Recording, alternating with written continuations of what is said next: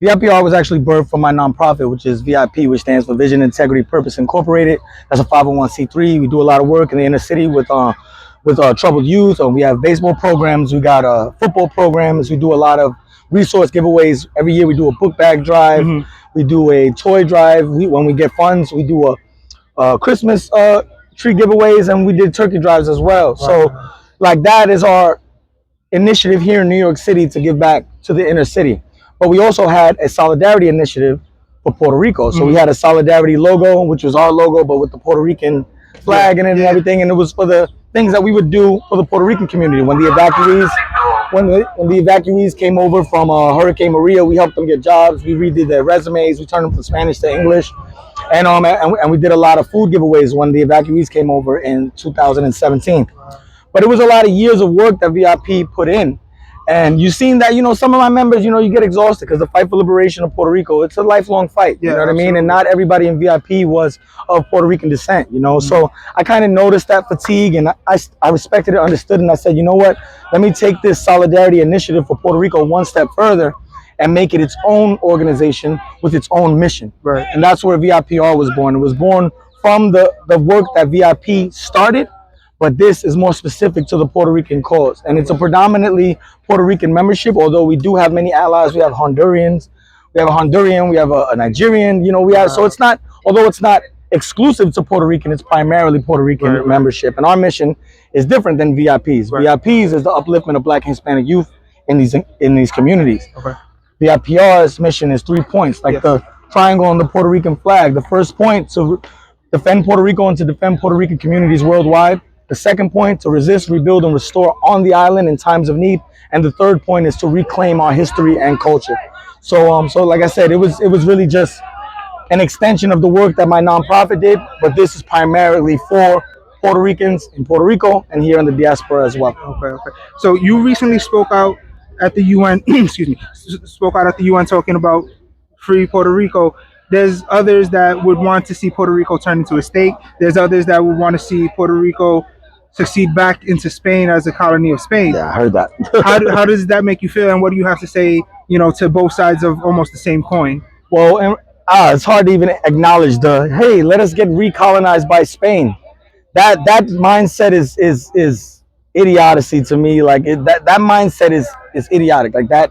And I hate to be so frank, but it's like, why would you say, oh no, take us away from one slave master and give us back to the original slave master, who pretty much almost annihilated the Taino race, you know what I mean? Right. So it's like, why would we want to go back to another colonizer? I think that is ridiculous, and I don't understand where that point of view comes from. When it comes to statehood, that people got to understand that the United States doesn't want Puerto Rico to be a state. If they did, it would have happened a long time ago. They're having too much fun selling off our island to the highest bidder. They're having too much fun with these tax breaks, Act 60. That's people are allowed to go and live in Puerto Rico for only 3 months to 6 months, and then they don't have to pay any taxes for your business. Where Act 60 was marketed that it was going to revitalize the economy in Puerto Rico, but that's not a fact, because most of these are American companies and corporations selling to white wealthy people that are kicking Puerto Ricans out of their own homes. Like, I know somebody that got an eviction letter a week before Christmas, said, yo, we own this property. They lived there for 40 years. Wow. You know what I mean? So Puerto Rico doesn't want, I mean, the United States government doesn't want Puerto Rico to be a state. If they did, it would have been done already. Right. You understand? And not only that, like, my perspective on that is like, yo, that's annexation. Like, that's the complete erasure of our national identity. Yeah, absolutely. Nothing about us is American. Right. Nothing about it. I was born here. I don't care. Yes, I'm a United States citizen because of my country was invaded and colonized by the United States. So I was born here because my great-grandmother felt like she had to leave to make a better life for her family. Why was she felt that? Because our economy was destroyed by the United States government. The first thing they did when they came in was devalue the peso by 40%. So if you had 100 grand saved in your bank, overnight you had 60 grand. You know what I mean? And then they continue to do it with the Jones Act. They say, how will Puerto Rico make it without the United States? But the Jones Act makes it so that we cannot do international trade with anyone. Imagine if we could do international trade. You know how rich our soil is, rich port, right? That's what they named us. That's what Spain named us, right? We could get back into agriculture. We can revitalize the sugar industry. We can revitalize the coffee industry. We could revitalize the tobacco industry. You can't even get a good cigar in Puerto Rico nowadays. No. But back in the day, they had quality smokes. Why would you want to go? You got to understand, the United States government has assassinated all of our leaders. Yes. There was a point where they banned our flag. If you own this shirt, you were doing 10 years in prison. Oh yeah. If you for owning this shirt, you'll do 10 years in prison. You know, why would we want to succumb to the master that has just destroyed our entire culture, assassinated our heroes, impoverished our land, and they look to continue to do that with policies like the Jones Act, policies like Act 60, and just so many other colonial policies that are not meant for any economy to thrive. Yeah. You know, so to statehood, it's ridiculous. It's ridiculous. You know, I can't stand somebody that advocates for statehood, but then roots for the Puerto Rican baseball team. Because if you had it your way, the teams are gone. We wouldn't have our own baseball team. We wouldn't have our own thing. So, you know, it's just like people like myself, we believe in the liberation of our country, and we do everything that we can to fight for that liberation. Puerto Rico can thrive economically without the United States. We have 3 major ports in Puerto Rico, but not a lot of people know that.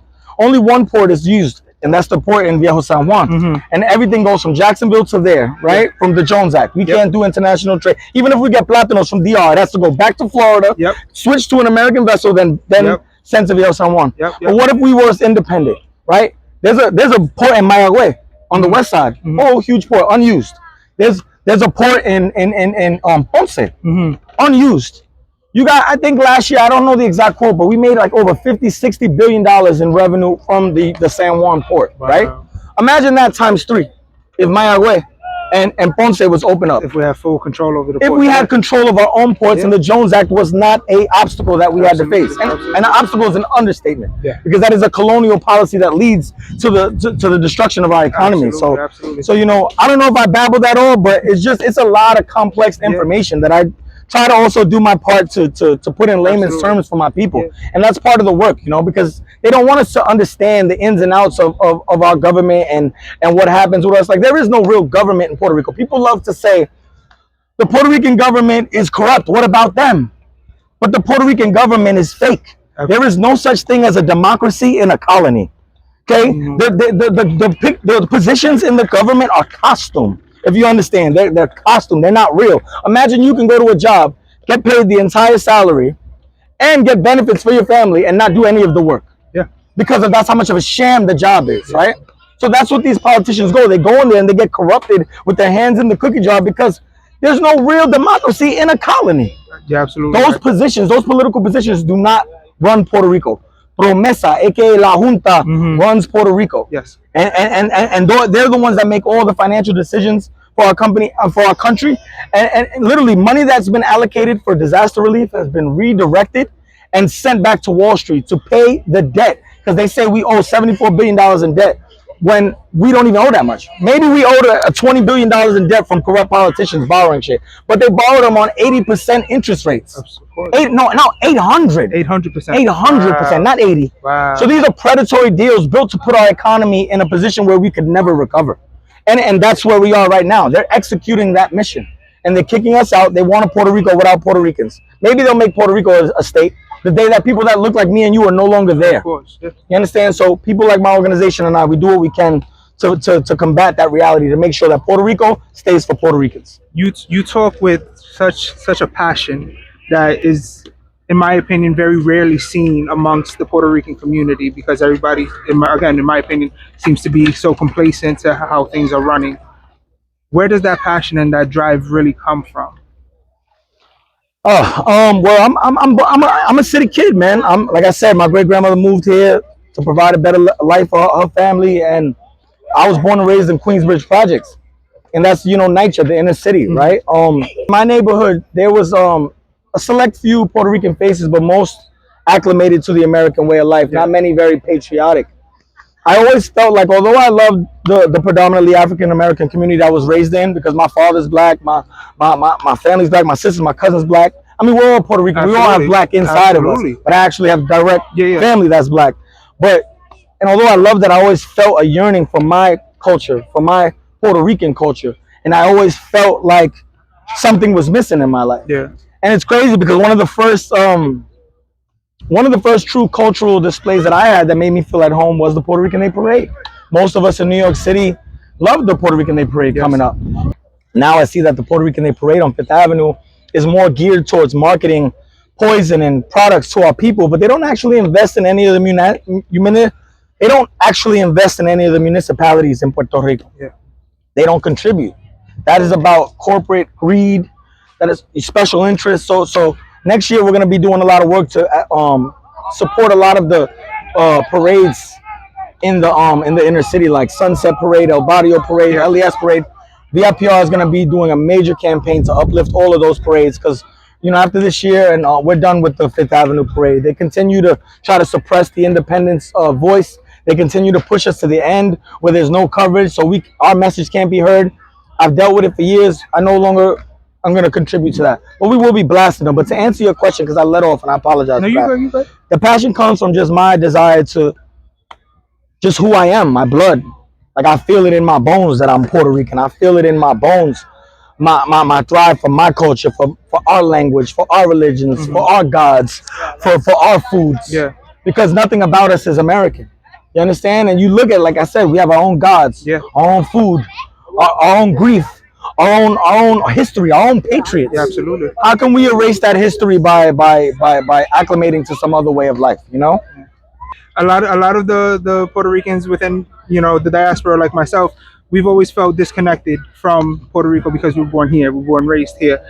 What do you have to say to the people that long for that reconnection, that want to reconnect with the culture, the music, the food, the just the love? What do you have to say to them? I say, do it. You know, that was me. I'm born in New York City, but yo soy puertorriqueño. My blood and my sangre is here. If you want to reconnect with your island, go do it. Book a flight. They've got spots. Like I go on this site that where you can rent from Puerto Rican owners, people that own properties.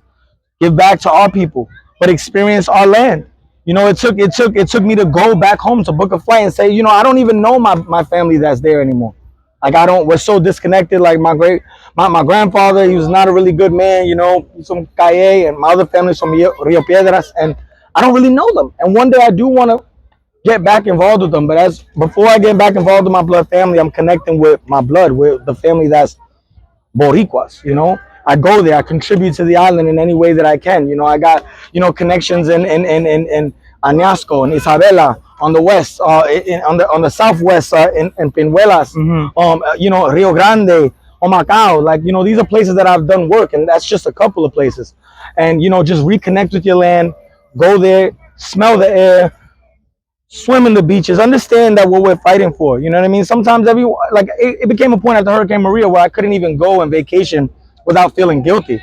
And then I had to remind myself, like, yo, you deserve the right for times to not go as a mission trip and enjoy the land that we're fighting so hard to defend, you know? So what I say to those people is just do it. The flights round trip, $250, $300, you can probably even get it $200 on a good deal. On a good deal. Go there, swim in the beach. You don't even need to be with nobody by yourself. You could go with somebody. Yeah. But even there's so many trips that I go by myself, just to breathe the air, just to swim in the beach, just to pick canepas from trees, just to ride horses through the pueblos. Like, reconnect, because that's really what we're supposed to be doing. This life that we've been forced on is not our true life. We're supposed to be wearing pava hats and cutting down trees, you know, but you know, we were indoctrinated into this American way of life.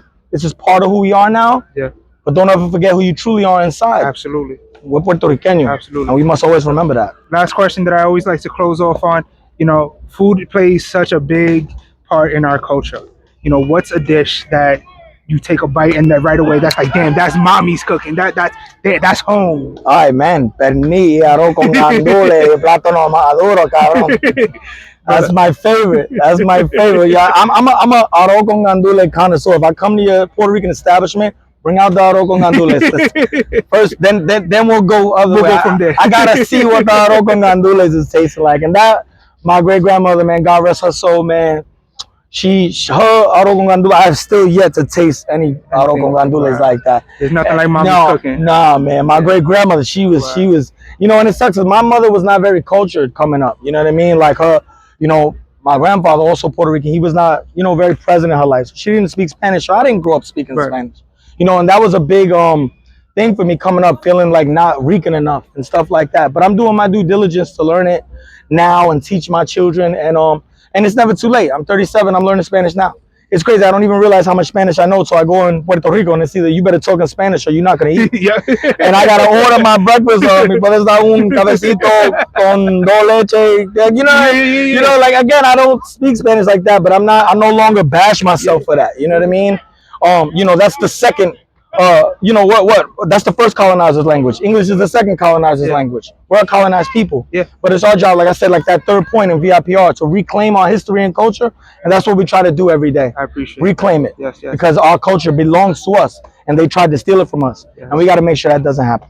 Brother, thank you for your time. I appreciate you. Of course, thank you for coming out here, man. Thank you. I appreciate what you're doing, man. Absolutely. You know, it's all about reconnecting people. You know, the best way to you know, mejorar la raza is to learn your history, learn your culture, reconnect with everybody, you know. So thank you for your time. Thank you for problem. And thank you for speaking from the heart, because when you speak, I could feel your passion. I feel like I stuttered a couple times. I apologize for that. You good. Cameras and stuff. It's the passion though, and that's what matters, you know. Hasta la muerte. We in 31st. We will be in Puerto Rico, and we're organizing with grassroots organizations on the ground right now.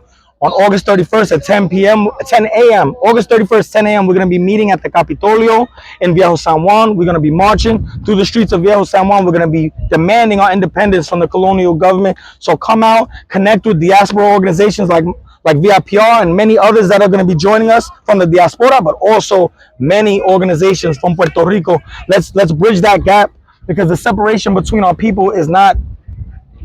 It's on purpose. It's strategic. We're meant to, you know, Puerto Ricans on the island don't like us. Oh, Puerto Ricans back in the States are better than us. That is a strategic design built to keep us ununited. And it's the day that we become united is the day that we'll achieve liberation. Because we got to decolonize our mind before we decolonize our country. There's so many things that we don't, you know, that we don't understand, but you understand. And it may frustrate us at times. We're like, you know what, rather than learn, let me just remain in my ignorance. We can't do that, okay? This colonial government put on us this separation of our people. They put on us this ideology like we're not who we are, and took away our identity, killed our leaders, banned our flag. Yeah. Never forget what they've done. Why would we want to be a part of a history that's done that? What the United States does, they owe us reparations and they owe us our freedom. And we're going to keep fighting until the day we get that. Que viva Puerto Rico libre. Damn right.